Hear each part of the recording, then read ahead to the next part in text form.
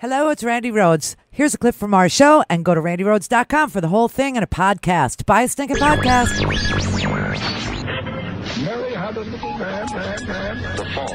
We believe that all men are created equal. To the magnificent mosaic that is America. From radio beacon to radio beacon. I have a dream today. Change has come to America. Believe me. Knock, knock. Who's there? It's a figment of your imagination. Randi Rhodes Show. Turn up your mind. I'm not sure how to put it any clearer than I said it before. We have no factual evidence of collusion between the Trump campaign and Russia. Now, earlier on this network, a former Justice Department official and a former CIA director took issue with that assessment.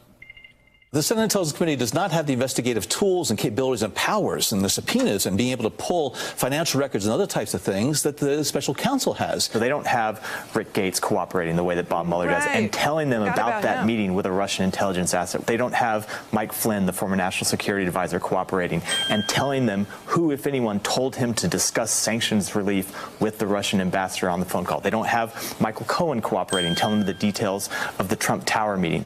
Now, that Senate Intel chairman, Senator Burr, also blasted former Trump fixer Michael Cohen, who postponed that hearing that was scheduled for today. Any goodwill that might have existed in the committee with Michael Cohen is now gone. On Twitter, a reporter reported he was having a wild night Saturday night, eating out in New York with 5 buddies. Didn't seem to have any physical limitations. I would prefer to get him before he goes to prison. You know, the way he's positioning himself, not coming to the committee, we may help him go to prison. You see what I mean there? You see what I mean? And they didn't even discuss the fact that, they haven't talked to, well, he reminds me, they haven't talked to Rick Gates. Okay, I forgot all about that. Rick Gates is another one. Cohen obviously didn't show up. Manafort, they've not talked to. They haven't talked to Flynn. They haven't talked to Papadopoulos. And these are the people at the center of the Russian collusion story. I don't know if they, want to talk to Junior again. I don't know. But I will tell you, Flynn and Manafort Jr., they were all in that Trump Tower meeting. So they can't, do criminal subpoenas. They can't, criminally charge anybody. It's Congress. It's Congress over here. It's not the Department of Justice. So Richard Burr says the Senate Intelligence Committee found no evidence of collusion between the Trump campaign and the Russians. Well, I myself have not found evidence of extraterrestrials. But that's because I haven't looked. I'm rather busy. Richard, you haven't found collusion because you're not talking to the people where the collusion is. You should go on TV and instead of doing that and signaling to Trump, don't send us a national emergency because Nancy will do a joint resolution and it'll be like throwing a grenade into the Senate. Don't do it. Don't do it.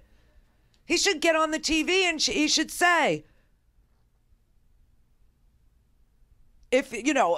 Trump, if you're out there, I hope you're able to send us Michael Cohen, Manafort, and Flynn. I think you'll be mightily rewarded by the media. Do you know what I mean? It's just, it's very weird. So I think, that the reason why Burr is doing this is saying, well, if I had to go on the evidence I have now, is because he's trying to placate and relax Donald Trump. I think he's trying to say, like Paulie in Goodfellas, where, Janice Rossi, you know what I mean? He's cheating with Janice and he's got to go home to Karen.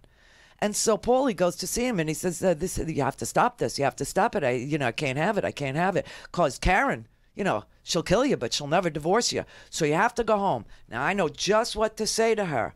I'm going to say everything's going to be beautiful and it's all going to be right. And you're going to go home. That's what Burr is doing to Donald Trump. He's telling him everything will be beautiful and you're going to get to relax and it's all going to be, but you got to stop with the national emergency. You got to stop. I can't have it. I can't have it. I really believe that. I think that's what's going on because Mueller's findings indicate that the heart of the Russian probe is well, of course it is. It's at 666.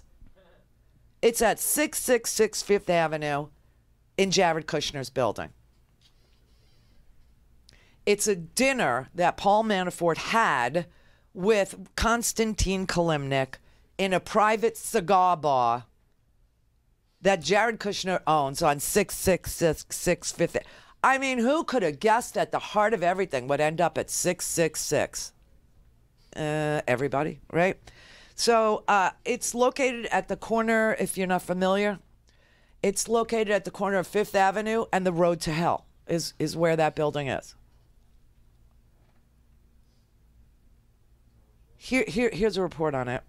Tomorrow, Manafort will be back in federal court for a hearing behind closed doors.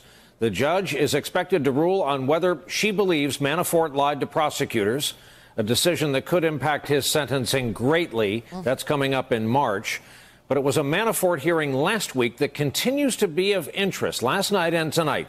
Just this evening, the Washington Post has new reporting examining the revelations from that hearing, particularly the August 2nd, 2016 meeting in New York involving Manafort, his deputy Rick Gates, and their Russian associate, Konstantin Kilimnik. Journalist Tom Hamburger, who joins us in a moment, and his colleague Rosalind Helderman write, quote, "It was at that meeting that prosecutors believe Manafort and Kilimnik may have exchanged key information relevant to Russia and Trump's presidential bid." They also report, quote, "A former senior U.S. intelligence official who spoke on the condition of anonymity called the details about what occurred the most interesting and potentially significant development we have seen in a long time." Manafort, Gates, and Kilimnik met at a crucial time during the Trump campaign at a cigar club just blocks from where we are here in Midtown Manhattan. It's called the Grand Havana Room. Happens to be located at 666 Fifth Avenue, a notable address because it was at the time famously owned by the Kushner family. As we've reported, one of Mueller's prosecutors has described this 2016 event as being, quote, "at the heart of the Russia investigation." Now, if Burr hasn't spoken to Paul Manafort, and if Burr hasn't spoken to Rick Gates, who were at that meeting with, the Russian intelligence operative Konstantin Kilimnik, who was in constant contact with Paul Manafort and had arranged a meeting with Paul Manafort on August 2nd at 666 Fifth Avenue, which is on the corner of Fifth Avenue and the gateway to Gomorrah, then of course he doesn't know that at that meeting, Konstantin Kilimnik was told that he could get private briefings on the Trump campaign and a subsequent Trump administration if he wanted them. Oleg Deripaska could. And how do I make ourselves whole with Oleg Deripaska? Because I believe that Manafort wrote an entire media strategy for the Trump campaign, sold it to Oleg Deripaska. In exchange, Oleg Deripaska did pay Paul Manafort $10 million, and Manafort never executed it. He never deployed it. All of a sudden, Paul Manafort, who we all know needed money, he was desperate for money. He apparently was going broke. Credit card debt and his, crocodile jackets or whatever the hell animal he had to kill to make. Ostrich? Poor ostrich. Such a cute animal. Such big brown eyes. Pecks at you. Just pecks at you. Adorable. But yeah, he lied about this meeting to the feds. This is part of what's going to be exposed tomorrow in his hearing, his sentencing hearing. Actually, this is the breach hearing, whether or not he breached his plea deal hearing. Okay, and he had 12 interviews with the Mueller investigators. He lied in all of them. He lied in front of the grand jury twice. His story is, I didn't mean to lie. I didn't mean it. I was confused. You were confused. You were in constant contact with this guy. Constant contact with this guy. You were desperate for money, and yet you go to work for the Trump campaign for free. For free. This meeting happened in August. In August. In April, Manafort emails Konstantin Kilimnik. This is April, not August. April, May, June, July, 4 months before this meeting. Manafort emails Konstantin Kilimnik, and he asks him if OVD, who is Oleg, I'm guessing Vladimir, why not, Oleg V. Deripaska, had seen the positive press Manafort was receiving for his work with Donald Trump. OVD is obviously Oleg Deripaska, and Manafort writes, "How do we use to get whole?" On May 7th, Kilimnik comes to the United States, and he meets with Manafort. That's May, not August 2nd. This is May. He's come to the United States, Kilimnik did. And on July 7th, not August, July, Manafort then emails Konstantin Kilimnik and asks him to please inform Oleg Deripaska that if he needs, quote, private briefings about the campaign, we, and this is in quotes, we can accommodate. We can accommodate. Now, they meet again. Kilimnik comes back into the United States, but not before he writes one more cryptic note on July 29th. Kilimnik writes a cryptic note back to Manafort, and he says that he had met that day with the man who had given Manafort the biggest black caviar jar several years ago. So black caviar, they believe now, means money. The biggest pot of money several years ago. And that's the $10 million that Oleg Deripaska paid Paul Manafort for the media plan that he never executed. Subsequently, Deripaska sues Paul Manafort in the Cayman Islands to get that money back. And subsequent to the lawsuit being filed, Paul Manafort, then, who needs money desperately,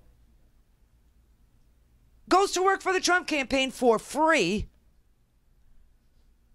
and starts to say to Konstantin Kilimnik to run these messages to Oleg. How do I make this whole? I can give him private briefings. Yeah, and then Kilimnik comes to the United States. They have meeting here. They go back. They're exchanging. He comes back to the United States. And then he writes a note, and he says that he had met that day with the man who had given Manafort the biggest black caviar jar several years ago. And he wrote that he and the man, this is Oleg Deripaska, had talked for 5 hours. And that he had important messages to relay to Paul Manafort as a result. He asks Paul Manafort, when will you be available to meet? And this is again, right? Meet again.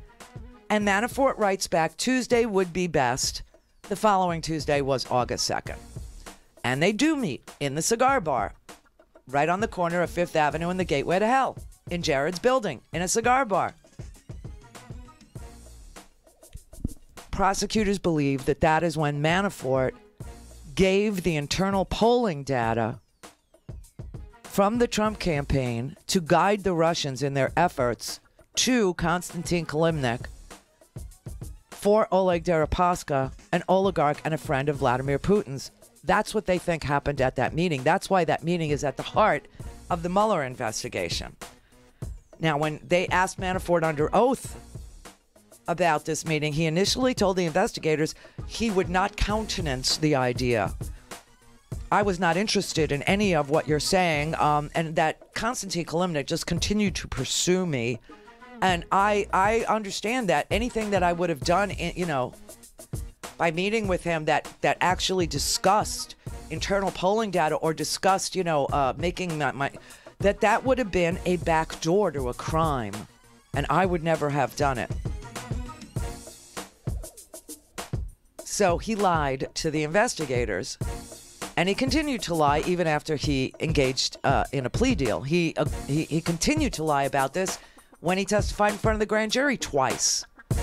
He had 12 interviews with Mueller. He continued to lie about it in all 12 interviews. Go to RandiRhodes.com for the whole thing and a podcast. Buy a stinking podcast.